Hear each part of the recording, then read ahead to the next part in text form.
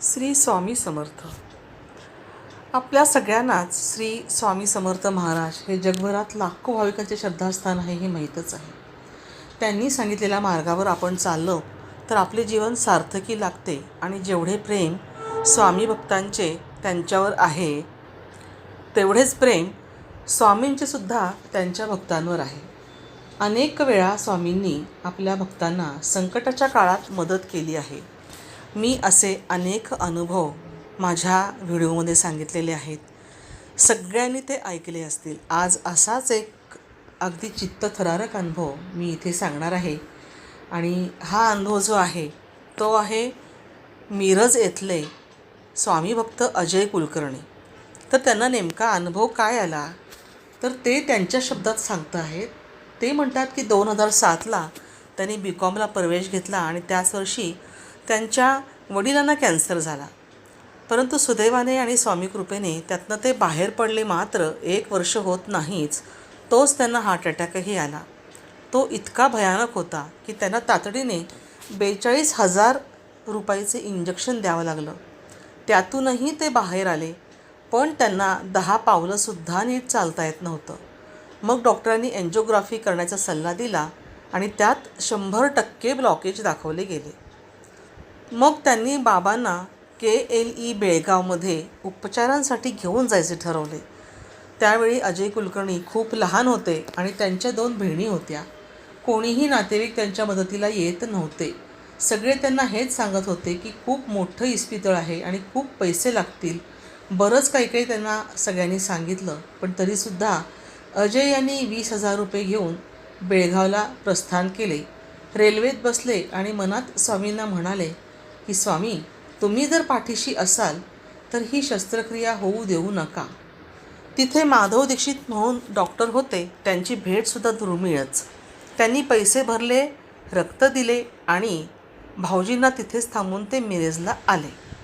दुसऱ्या दिवशी सगळी तयारी झाली आणि बाबांना ऑपरेशनसाठी हे घेऊन गेले. सगळ्या मशिनी लावल्या गेल्या. डॉक्टर दीक्षित यांनी बाबांची एन्जिओग्राफीची CD पाहिली आणि ऑपरेशन करणार नाही असा निर्णय घेतला. त्यांनी डॉक्टरांना रिस्क घेऊन ऑपरेशन करण्यास सांगितले. मात्र डॉक्टर म्हणाले, मी 40 वर्षाच्या अनुभवातनं सांगतो आहे, मी जर या माणसाला फाडलं तर हा माणूस जागच्या जागीच मरण पावेल. त्यानंतर अजय कुलकर्णी हे स्वामींच्या फोटोच्या समोर रडू लागले. म्हणाले, तुम्ही असं केलंतच कसं असं विचारू लागले. तेवढ्यात फोटोवरून एक फूल खाली पडले आणि त्यानंतर जेमतेम बाबांनी 6 महिने औषधं घेतली आणि आज 6 वर्ष झाली. बाबा अगदी ठणठणीत आहेत. आणि त्यानंतर नियमितपणे ते 2 किलोमीटर चालायला सुद्धा लागले. आत्ता ते नियमित 2 किलोमीटर चालतात असे त्यांनी सांगितले. तर अशी स्वामींनी बऱ्याच भक्तांना मदत केली. खरं सांगायचं तर माणसाची जर नीती साफ असेल ना तर तो कोणत्याही संकटावर मात करू शकतो. त्यामुळे जगात आल्यानंतर एक सुखी जीवन जगायचं असेल, समाधानी जीवन जगायचं असेल तर नेहमीच सत्य आणि नेकीच्या मार्गावर चालायला हवं. आणि अशा माणसांच्या ठिकाणी किंवा अशा भक्तांच्या ठिकाणी श्री स्वामी त्यांचे नेहमीच आशीर्वाद घेऊन उभे असतात. श्री स्वामींची कथा जितकी सांगावी तेवढी अवर्णनीय आहे. प्रत्येकाला वेगवेगळे अनुभव येत असतात. प्रत्येकजण मला वेगवेगळे अनुभव सांगत असतात आणि प्रत्येकाचे अनुभव मी इथे कथन करत असते. आणखीन एक गोष्ट सांगण्यासारखी महत्त्वाची अशी आहे की स्वामी जेव्हा आपल्या भक्तांना मदत करतात त्यावेळेला ते भक्तांना मदत करतायत हे त्या भक्तांना लवकर कळतही नाही. परंतु नंतर लक्षात येतं की अरे ही गोष्ट घडली कशी. बऱ्याचदा खूपदा असा अनुभव येतो की भक्तांना अनुभव येऊन जातो. भक्त त्याच्यातनं वाचतात. संकट त्यांच्यापासून दूर जातात आणि कालांतराने त्यांच्या लक्षात येतं की अरे आपल्याला तर खरं म्हणजे हे माहीत नव्हतं, पण तरीसुद्धा आपल्याला ज्या अर्थी या संकटातनं वाचवलं गेलं आहे ही शक्ती कोणती असेल.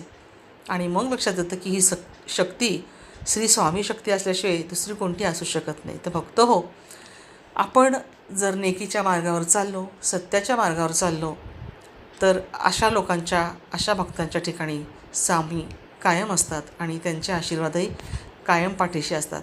तेव्हा स्वामींवर भक्ती ठेवा, श्रद्धा ठेवा. अनेकदा आपल्याला खूप उदास होईल असे अनुभव येतात आणि अशा वेळेला आपल्या मनामध्ये बऱ्याचदा स्वामींबद्दल खूप किलमिश येतं की आपण इतके वर्ष पूजा करतो आहे किंवा इतके दिवस झाले आपण त्यांची सेवा करतो आहे आणि आपल्याला मात्र असा काहीही अनुभव येत नाही. मला अनेक जणांच्या कमेंट्समध्ये हे वाचायला मिळतं. अनेक जणांनी मला अशा कमेंट्स केलेल्या आहेत की आम्ही एवढी सेवा केली परंतु आम्हाला स्वामींचा कोणताही अनुभव येत नाही.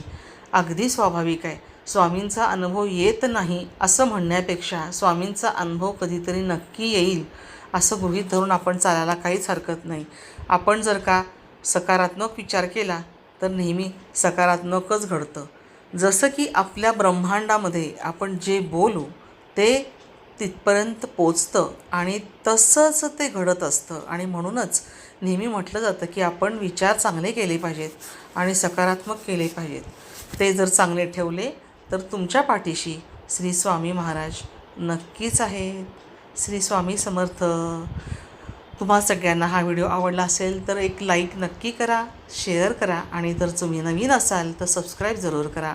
म्हणजे तुम्हाला नवनवीन विषयांचे व्हिडिओ त्याचप्रमाणे नवनवीन उपायसुद्धा ऐकायला मिळतील. श्री स्वामी समर्थ.